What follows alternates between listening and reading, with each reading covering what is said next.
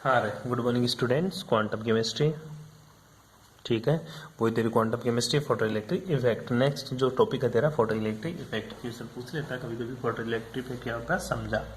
ठीक है, तो ध्यान से देख लेना एक बार इस चीज़ को, तेरे को आसानी से समझ में आ जाएगा। ठीक है, मैं जो डायग्राम बताऊंगा सिर्फ वो समझ ले तू, बाकी की बातें तेरी समझ में अपने आप आ जाएगी। मैं क्या ले रहा हूँ, एक सरफेस ले ली, ठीक है, छोटा सा एक्सपेरिमेंट है, छोटी छोटी बातें हैं, थ्योरी में आपको बता दूंगा। ठीक है, ये क्या है, मेरी मेटल बॉडी है, ठीक है, धात्विक सतह है,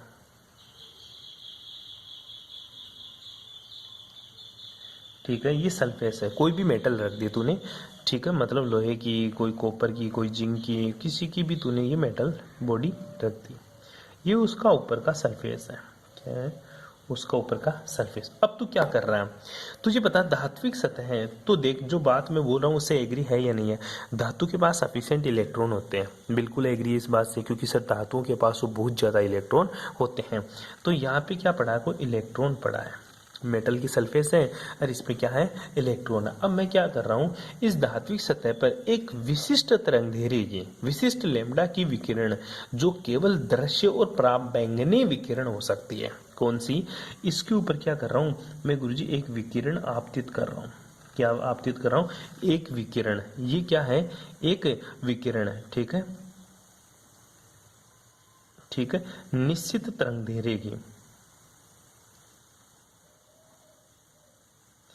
तरंग दैर्घ्य की विकिरण, ठीक है, जो कौन से क्षेत्र है, या तो गुरुजी विजिबल रीजन में हो, ठीक है, या फिर यूवी रीजन में हो, ठीक है, निश्चित तरंग दैर्घ्य की या तो यूवी रीजन की हो या फिर विजिबल रीजन की विकिरण हो। वो क्या कर दिया मैंने, आपतित कर दी इस धात्विक सतह पे, कर दिया आपतित, ठीक है, बहुत इंटरेस्टिंग बात है। ठीक है, तो होगा क्या गुरुजी, इस धात्विक सतह पर जैसे विकिरण आपतित की, और तुझे पता है इस धात्विक सतह में बहुत सारे इलेक्ट्रॉन है। क्या है? बहुत सारे इलेक्ट्रॉन, क्योंकि धातु है और धातु में गुरुजी बहुत इलेक्ट्रॉन होते हैं।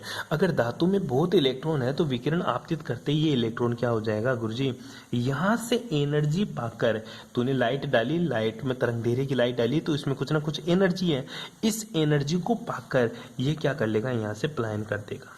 ये क्या कर देगा, यहाँ से पलायन कर देगा, मतलब ये इलेक्ट्रॉन बाहर निकल जाएगा। और ये क्या है तेरा, उत्सर्जित इलेक्ट्रॉन, उत्सर्जित इलेक्ट्रोड। सिंपल सी बातें करता हूं मैंने गुरुजी, एक निश्चित तरंगधैर्घ्य की, निश्चित लैम्ब्डा की एक विकिरण किसी धात्विक सरफेस के ऊपर आपतित की।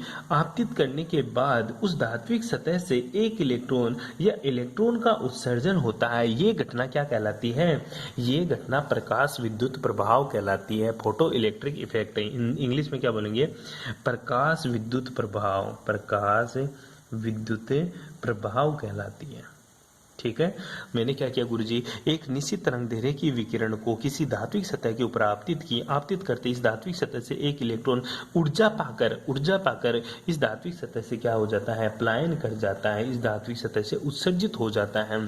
ठीक है, जिसको क्या बोलते हैं, इस घटना को क्या बोलते हैं, प्रकाश विद्युत प्रभाव कहते हैं। क्या बोलते हैं इसको, प्रकाश विद्युत प्रभाव कहते हैं। तथा इससे उत्सर्जित इलेक्ट्रॉन को क्या बोलते हैं, फोटोन इलेक्ट्रॉन। क्या बोलेंगे, फोटो इलेक्ट्रॉन बोलते हैं।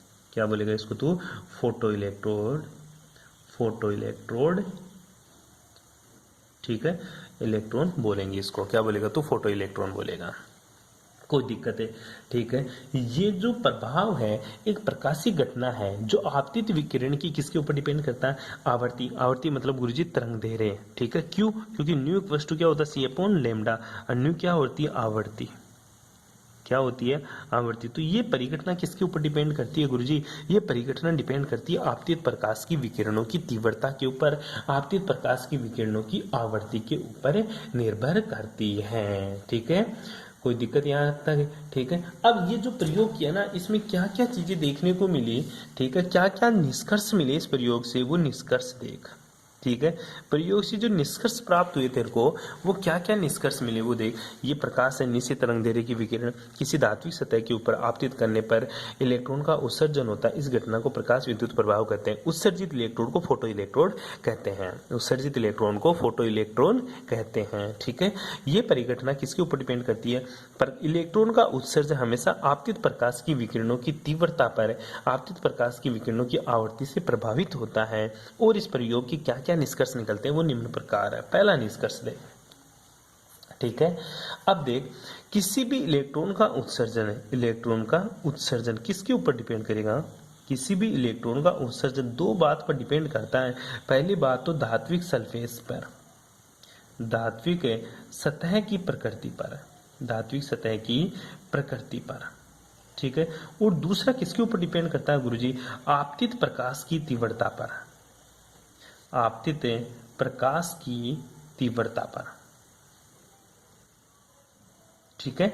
दो चीज पर डिपेंड करता है, ठीक है। इलेक्ट्रॉन का उत्सर्जन, इलेक्ट्रॉन का किसी भी धात्विक सतह से इलेक्ट्रॉन का उत्सर्जन धात्विक सतह की प्रकृति तथा आपतित फोटोन की आवर्ती या आपतित प्रकाश की तीव्रता के ऊपर निर्भर करता है, ठीक है। विशिष्ट धात्विक सतह से इलेक्ट्रॉन के उत्सर्जन के लिए विशिष्ट तरंगदैर्घ्य की आवश्यकता होती है। अगर तू मेटल बदलता रहेगा, एक बार अलग मेटल लेगा, मान ले तूने Fe के लिए Fe मेटल ली, तो उसके लिए तुझे अलग तरंगदैर्घ्य या अलग आवर्ती की आपतित किरण आपतित करनी पड़ेगी, ठीक है। अगर तू कॉपर लेगा तो कॉपर के लिए तुझे अलग मेटल यूज करना, अलग धात्विक, अलग तरंगदैर्घ्य की विकिरण आपतित करनी पड़ेगी। इसी प्रकार अगर तू किसका कोबाल्ट ले ले, कोबाल्ट ले ले, जिंक ले ले, ठीक है, जिंक ले ले, इन अलग अलग धातुओं के लिए अलग अलग प्रकाश की विकिरण आपतित करनी पड़ेगी। फॉर एग्जाम्पल अपन बात करें कि अगर मैं विजिबल रीजन का, ठीक है, विजिबल रीजन का, ठीक है, विजिबल रीजन मतलब दृश्य प्रकाश है, दृश्य प्रकाश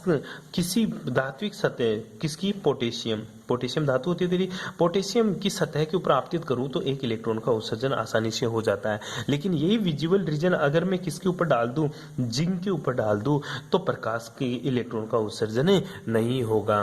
विजिबल रीजन की या फिर दृश्य प्रकाश विकिरणों को पोटेशियम धातु के ऊपर डालने पर इलेक्ट्रॉन का उत्सर्जन आसानी से हो जाता है, लेकिन उसी विजिबल रीजन को किसी जिंक की धातु के ऊपर डालने पर इलेक्ट्रॉन का उत्सर्जन नहीं होता। ये किससे पता चला? इस कॉन्क्लूजन से मिलता है, ठीक है। ये बातें आपको यहाँ से देखने को मिलती है। जो तीसरी बात है वो इंटरेस्टिंग बात है। क्या?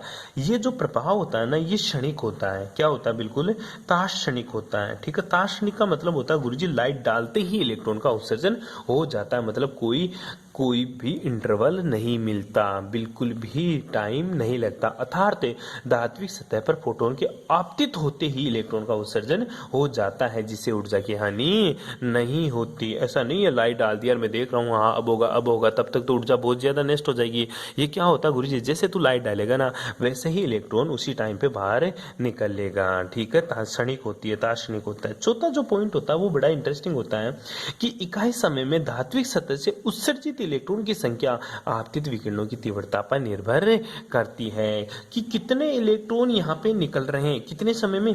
इकाई समय में। कितने समय में? इकाई समय में, ठीक है। क्या लिख रहा हूं मैं? इकाई समय में उत्सर्जित इलेक्ट्रॉन की संख्या, उत्सर्जित इकाई समय में उत्सर्जित इलेक्ट्रॉन्स की संख्या किसके ऊपर डिपेंड करती है?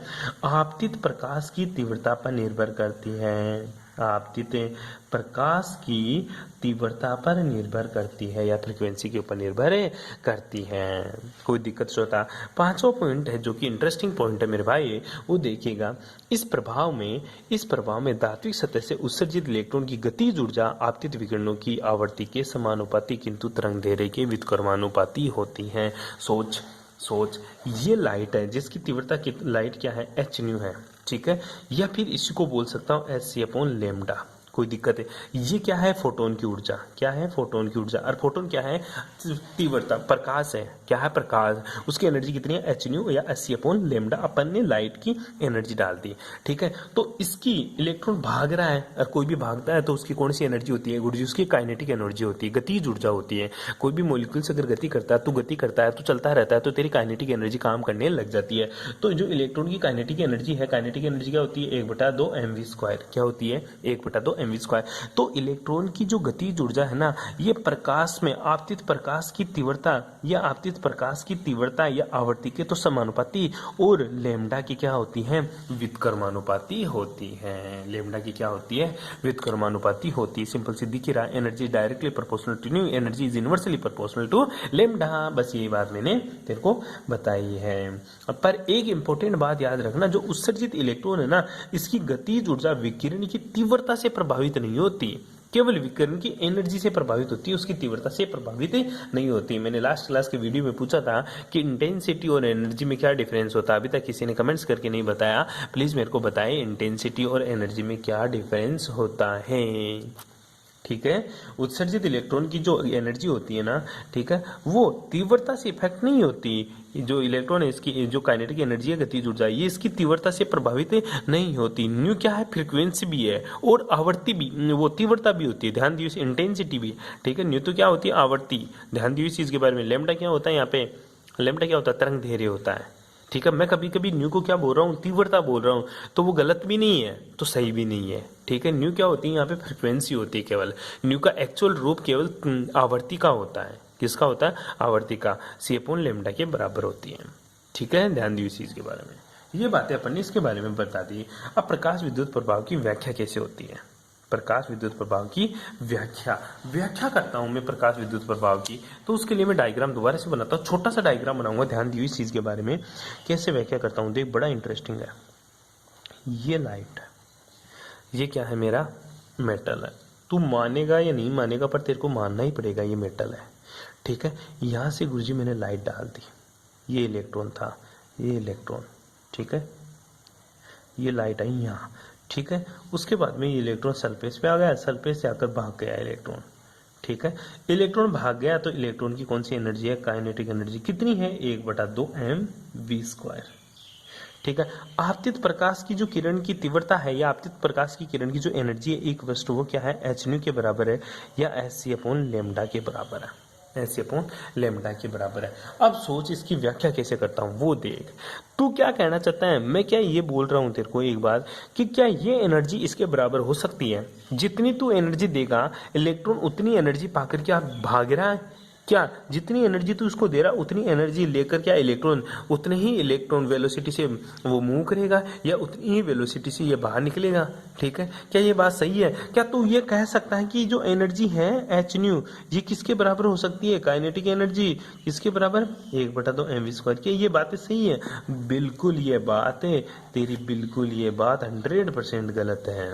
क्या है? गलत है। ऐसा क्यों गुरुजी? क्योंकि जितनी एनर्जी इलेक्ट्रॉन लेता है, जितनी एनर्जी ए प्रकाश की किरण की तीव्रता में होती है, ए प्रकाश की किरण में जितनी एनर्जी होती है, वह सारी की सारी एनर्जी क्या इलेक्ट्रॉन अब्जॉर्ब नहीं करता?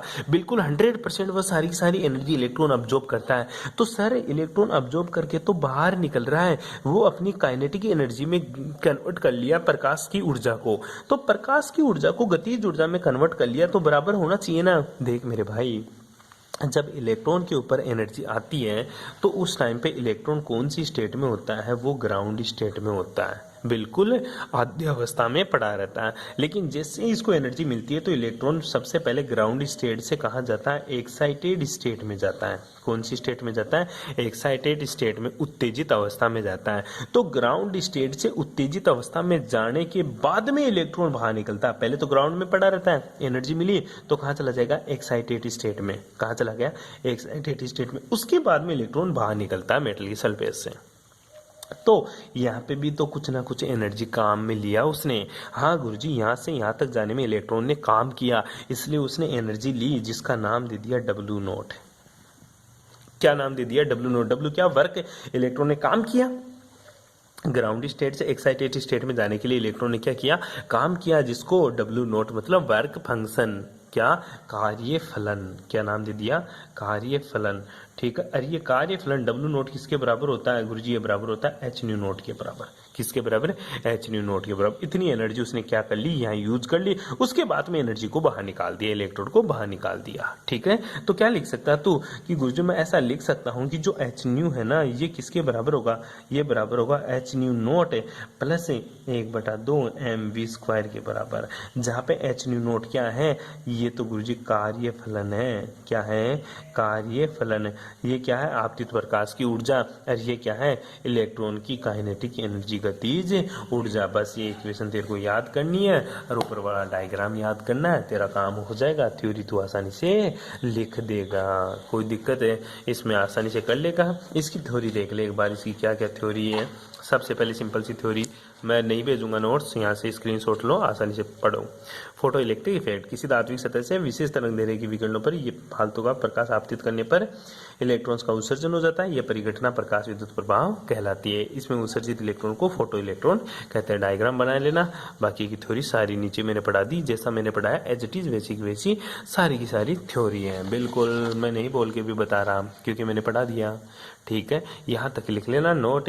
उत्सर्जित इलेक्ट्रॉन की गतिज ऊर्जा विकिरणों की तीव्रता से प्रभावित नहीं होती। उसके बाद में क्या लिखेगा? प्रकाश विद्युत प्रभाव की व्याख्या। वो डायग्राम दोबारा से बनाएगा जो मैंने बनाया है, उसके बाद में पूरी थ्योरी लिखेगा एज इट इज।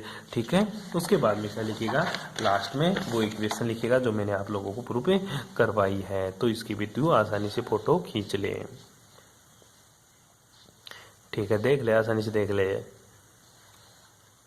ठीक है भाई, थैंक्स फॉर कॉपरेशन। बाकी बातें करेंगे नेक्स्ट क्लास में।